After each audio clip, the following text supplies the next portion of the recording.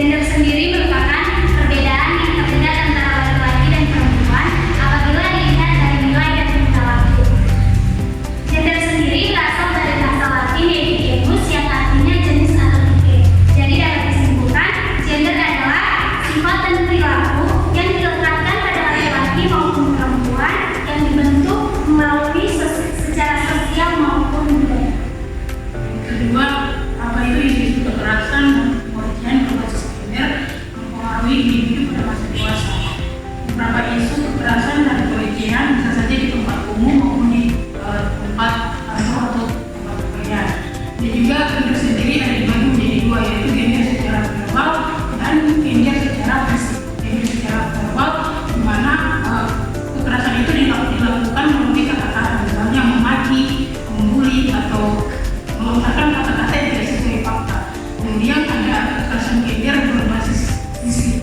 Berbasis fisik ini di mana seseorang melakukan kekerasan gender seperti memukul, melakukan kekerasan terhadap perempuan.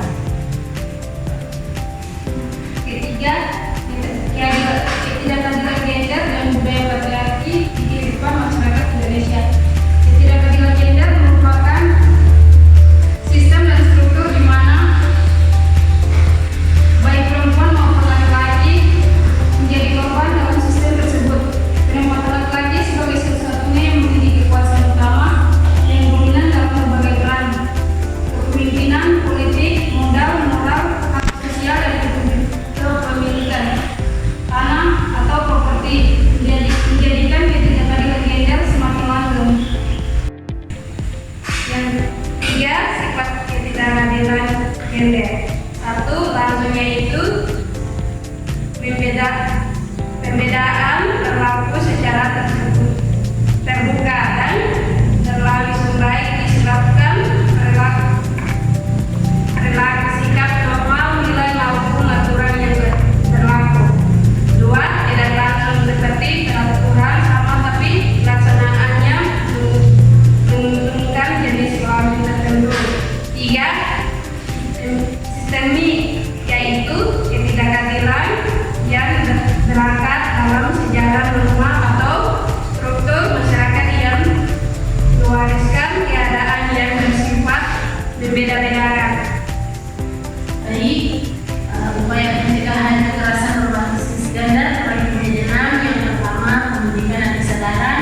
Yang kedua, pembentukan kebijakan. Yang ketiga, pemberdayaan perempuan. Dan yang keempat, penyediaan layanan lingkungan. Yang kelima, pendidikan seksual dan reproduksi. Yang keenam, partisipasi komunitas. Kemudian kesimpulannya adalah bahwa penting untuk memahami keberagaman gender serta memerangi diskriminatif dan ketidaksetaraan yang mungkin terjadi berdasarkan gender. Ini melibatkan upaya untuk menciptakan lingkungan yang inklusif dan mendukung bagi semua individu, memperlakukan semua individu secara adil dan tidak membedakan antara jenis kelamin laki-laki atau perempuan yang berdasarkan identitas gender mereka. Sekian dari presentasi kelompok kami. Jika ada yang bertanya, dipersilakan. Terima kasih atas kesempatan yang diberikan. Nama saya Mahasiswa lagi dari kelas C. Di sini saya akan bertanya, apa dampak dari diskriminasi gender terhadap perempuan? Terima kasih.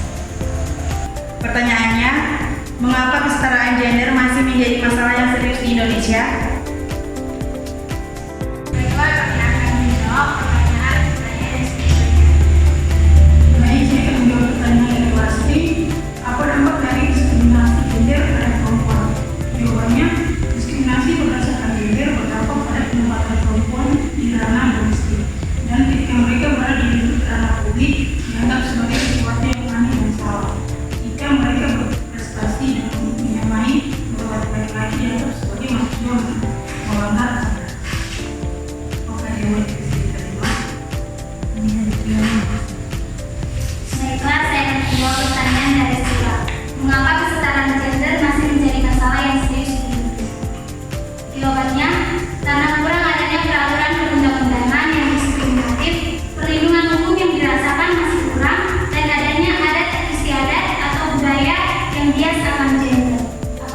lapisan